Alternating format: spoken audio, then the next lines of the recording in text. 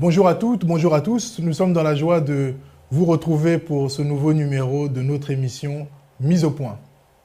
Se soumettre aux autorités. C'est la question que nous allons développer aujourd'hui. Lorsqu'on regarde le contexte actuel, nous pouvons constater que les autorités prennent parfois des décisions, prennent parfois des mesures qui peuvent paraître anormales à l'oreille et même à la vue d'un certain nombre de personnes. Et même au niveau des chrétiens, cela peut les emmener aussi à être même déstabilisés et ça peut éprouver aussi leur conscience et même leur foi. Alors, que faire dans ces cas-là? Puisque la Bible nous dit que nous devons nous soumettre aux autorités.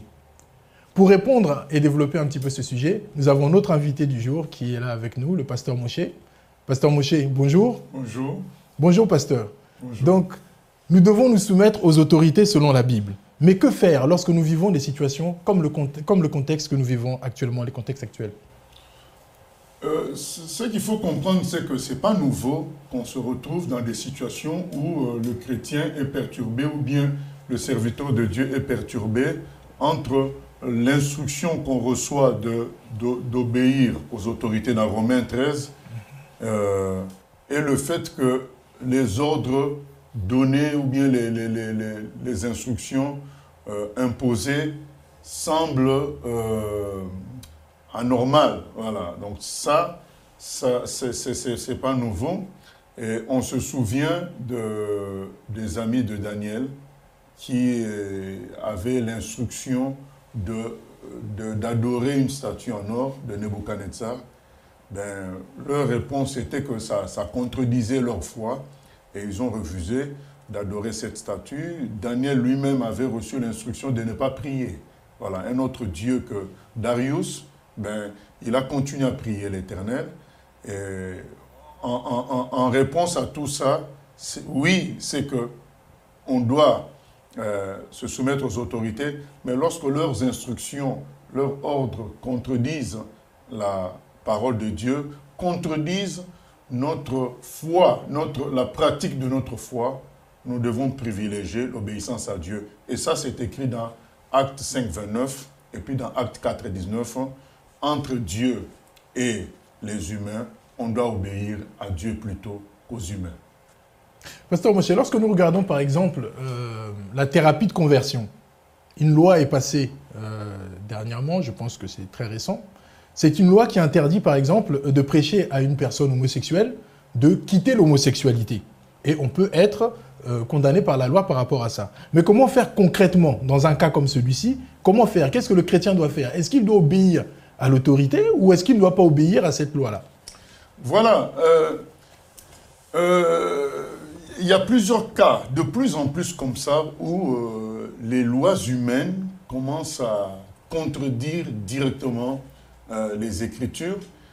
Et là, on voit un autre problème qu'on doit régler, c'est qu'il y a division parmi les chrétiens. Il y a certains chrétiens qui disent « Ah ben non, il faut se soumettre aux autorités, ils disent ceci, il faut suivre, c'est la Bible qui le dit. » Il y a d'autres qui disent « Mais non, ça contredit les Écritures, donc on ne doit pas faire. » Moi, je pense qu'on doit toujours revenir à ce qui est écrit. Ce qui est écrit dans Acte 4, 19, Acte 5, 29, c'est qu'on doit faire la volonté de Dieu, obéir à la parole de Dieu plutôt qu'aux hommes.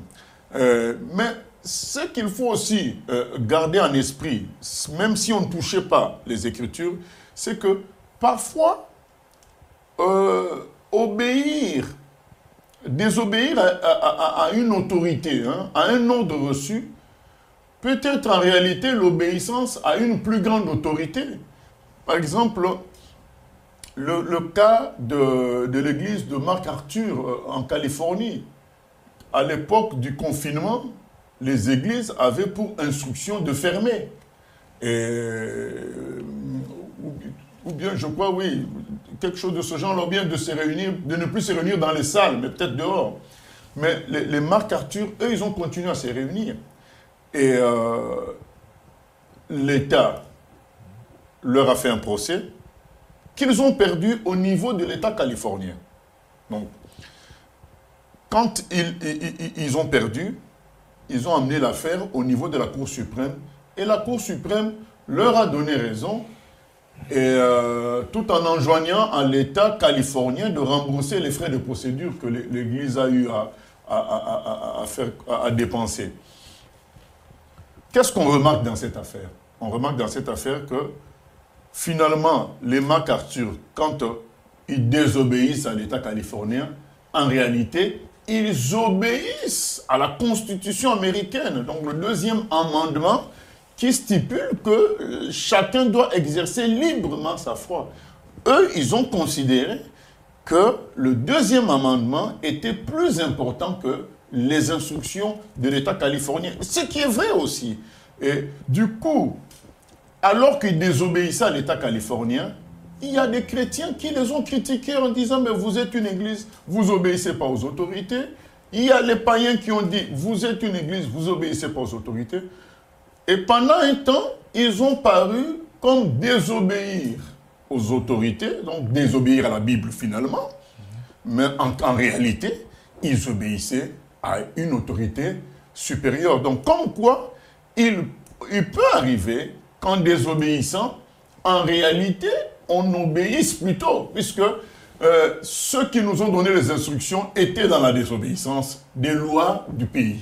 Voilà. Donc tout ça aussi doit être traité, parce qu'on ne doit pas être rapide pour dire aux gens, vous désobéissez. Il faut examiner toutes les lois, parce qu'aujourd'hui, beaucoup de lois, parfois contredisent les constitutions des pays, les lois, les conventions internationales que les pays ont signées, mais si on ne fait pas valoir ça, on va paraître désobéir aux instructions données à un moment donné.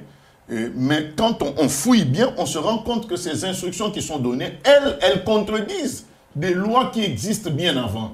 Donc finalement, le chrétien, quand il ne va pas obéir à l'instruction d'un moment, peut-être en réalité qu'il obéit aux lois du pays. Donc il faut aussi citer cet exemple-là pour dire, il faut examiner tout ça. Il y a déjà la priorité qui est que face à la parole de Dieu, on obéit à la parole de Dieu. Mais il y a le fait aussi que certaines instructions d'un moment peuvent contredire des lois générales d'un pays. Du coup, quand on désobéit à ces instructions-là, on est en obéissance en réalité aux lois du pays, on est soumis aux autorités, mais sauf que ça peut prendre du temps à prouver cela. Voilà. Mais, Pasteur Moshe, nous ne sommes pas tous des législateurs. Comment faire pour savoir à ce moment-là qui est dans la légalité, qui est dans l'illégalité? Parce que là, c'est vrai que les lois du pays peuvent être aussi subtiles, comme ce cas précis. Voilà. Moi, je pense que dans un premier temps, en tant que chrétien, nous devons examiner par rapport à la parole de Dieu. Donc, voir, est-ce que ce qu'on me dit là, est-ce que ça m'empêche de vivre ma foi? Ou ça me fait contredire les Écritures? Ou ça me fait prendre des chemins qui s'opposent à la volonté de Dieu? Voilà. Déjà, quand on a examiné ça et qu'on sent qu'il y a un problème, c'est là qu'on peut être amené à aller plus loin peut-être dans les lois du pays, à prendre conseil. Voilà. Il faut quand même, en tant que chrétien, s'intéresser à ce que les autres chrétiens pensent, quelles sont les recherches des uns des autres. Quand on prend conseil comme ça, on peut être surpris par le fait que finalement, notre désobéissance était en réalité une obéissance à des lois beaucoup plus stables qui existent bien avant l'instruction du moment. Parce qu'aujourd'hui, moi, je vous avoue que la plupart des lois Covid, ce sont des lois, des mesures de restriction, ce sont des choses qui contredisent bon nombre de conventions internationales, bon nombre de chartes auxquelles les nations se sont alignées, voilà, et bon nombre de lois du pays. Mais l'exécutif qui est au pouvoir, qui a la mainmise sur la sécurité, sur les policiers, et même qui est en complicité avec les juges, puisqu'après, en définitive, c'est les juges qui tranchent. Mais si les juges sont en connivence avec l'exécutif, finalement, on a l'impression qu'on désobéit, mais en réalité, le temps montrera qu'on a obéi plus tôt. Donc, il faut examiner tout ça en priorité, voilà, la parole de Dieu, et après, s'aider de la connaissance des autres personnes, s'il le faut, pour voir clair. D'accord. J'ai une question justement qui me traverse. Est-ce que c'est aux chrétiens, justement, d'apporter ce genre d'éclaircissement on va dire aux païens, aux gens du monde, par exemple, que voilà, sur cette loi, nous, on désobéit parce qu'on a fouillé, on s'est rendu compte qu'en fait, elle était contradictoire avec une autre loi du pays. Oui, est-ce que c'est à nous, les chrétiens, de faire ce travail, ou est-ce qu'on doit laisser les gens de la cité, enfin les gens de l'extérieur, s'occuper de ça? Nous, on va adopter une attitude. Et quand on va nous attaquer par rapport à cette attitude, on dit, ben voilà, si nous adoptons cette attitude, c'est à cause de telles lois, lorsqu'on a trouvé que finalement l'instruction s'opposait à ces lois-là, ou alors parce que ce que nous propose l'État contredit, par exemple, l'histoire des vaccins qui sont fabriqués avec des cellules fœtales, donc qui viennent des avortements forcés, c'est des avortements pas accidentels, forcés. Voilà. Donc c'est des choses qui contredisent la foi chrétienne. Donc on va dire, mais si moi je refuse, par exemple, de me faire vacciner, c'est à cause de cette affaire des cellules fœtales. Maintenant, ce n'est pas à nous d'être donc les moteurs d'une sorte de contestation nationale. Non, à César ce qui est à César, à Dieu ce qui est à Dieu. Nous, on défend la cause divine. Maintenant, en défendant la cause divine, nous pouvons être amenés à aider la cause humaine. D'accord, donc vous ne verrez pas, par exemple, un chrétien gilet jaune? Individuellement, oui. Mais pas en tant que chrétien, pas avec la rubrique chrétienne, mais en tant qu'individu, en tant que citoyen d'un pays. Il est libre d'être gilet jaune, mais pas en tant que défendant la foi chrétienne, non. D'accord. D'accord, donc si je comprends bien, donc tout en obéissant aux autorités, on peut ne pas se soumettre à la décision d'une autorité. Ça peut arriver. En réalité, on paraît ne pas obéir à une autorité.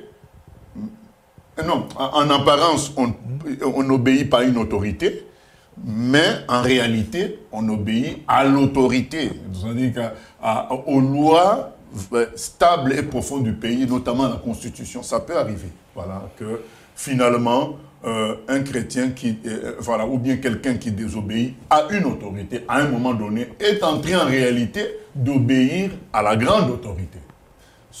Sans compter la plus grande autorité qui est Dieu lui-même. Voilà. D'accord.